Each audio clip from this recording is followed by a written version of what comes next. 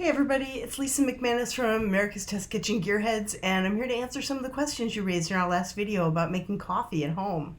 Let's get started. The first one is,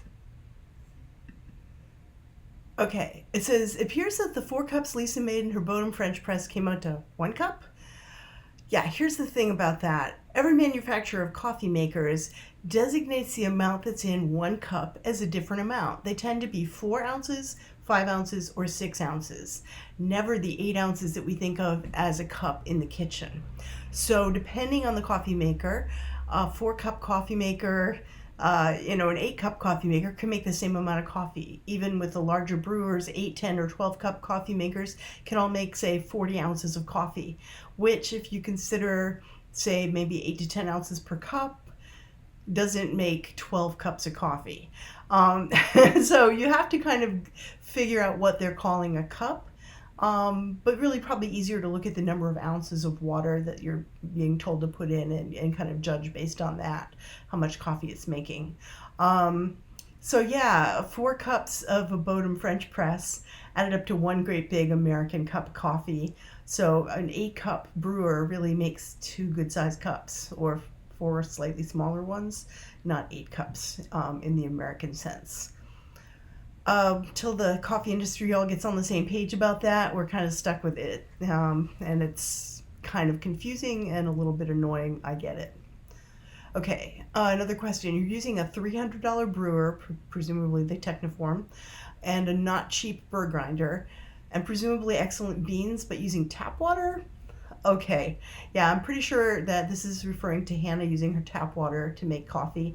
I also use tap water. Here's the thing. Coffee is mostly water. You're not wrong to question the quality of the water. You want a good brewer and you want to use good beans, optimally freshly roasted at least a couple weeks ago, not months and months or who knows, ground right before brewing. And you want your tap water or whatever brewing water you're using to taste good. So take a glass of it and drink it. If it doesn't taste good, then it's not going to make good coffee. If your tap water tastes good, there's no problem. If it doesn't, you probably want to either get a water filter device or use bottled water. Don't use distilled water. That has no flavor. All the minerals have been removed from it. And for water to have flavor, it actually has to have some minerals. So, yeah, depending on your tap water, maybe you don't want to use it. But both Hannah and I have pretty good tap water, so we use it. On the Techniform, do we prefer the metal thermal carafe version or the glass carafe? In general, we prefer automatic drip coffee makers with thermal carafes because most of them have those glass carafes sitting on sort of a hot plate.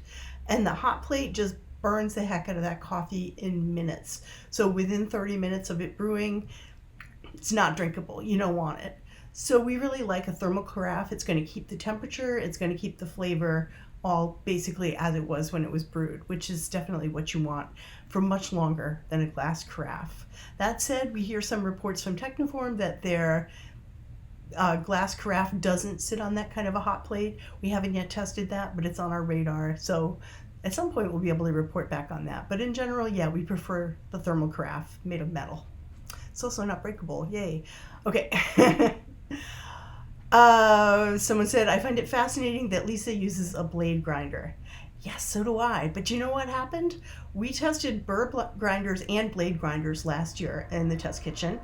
And at the end, we had a winner in each category, and they both have pluses and minuses.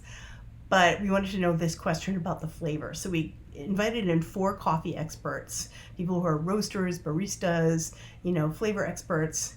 We had a blind tasting where we brewed the same beans and water but we ground the beans in a burr grinder versus a blade grinder, and they didn't know which was which, and they couldn't really tell. They couldn't guess right. They didn't really know. They didn't agree with each other. So I am willing to use the $20 blade grinder because that's in my budget. It's by Krups. It's great because I think it tastes fine. And so did these coffee experts. So maybe that myth is a myth. If you can tell the difference, by all means, go for it. Good for you. Burr grinders are great too. But That's why I use a blade grinder. We proved it in the test kitchen. What do we think about the metal reusable coffee filters versus paper filters? Again, it's kind of your choice. They do produce slightly different flavors and different pluses and minuses to using both. The metal mesh filters are great because one and done. You buy it and you're never going to run out of filters. It does let more coffee particles through, so there's a little bit of more of a body to the coffee in the sense it's going to have more particles. It's going to be more like a French press than a drip coffee. Um, it also lets some of the oils from the beans through, and that produces a slightly different flavor. The paper holds those particles and that oil back, so you don't get that effect. Some people detect a papery taste in the paper, and so what they do is they'll rinse the paper filter with boiling water, let that drain out, then add their coffee and brew. And that also has another effect in that if you're carefully measuring your ratio of beans to water, you're not going to lose some of that brew water to being absorbed by the filter before it's really interacting with the coffee. So there's that.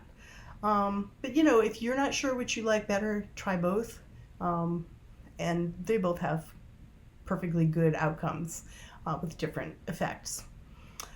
And the last question, aside from the danger of breakage with a French press, does it matter taste-wise if you stir it or not before you press it down?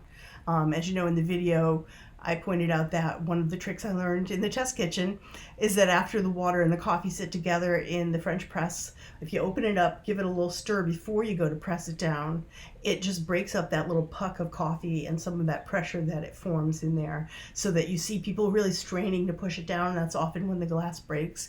If you stir it, easy peasy, goes right down. I'm not 100% sure it changes the taste, but it might, because you do give that coffee and one last chance to really fully interact with the water, and so that can't hurt. You're stirring it and you're just evening everything out, and then pressing is so easy. So that's the main reason to do it. But hey, if you also have a flavor benefit, yay. So that's it. Thank you so much for asking us questions, and I hope we see you next time.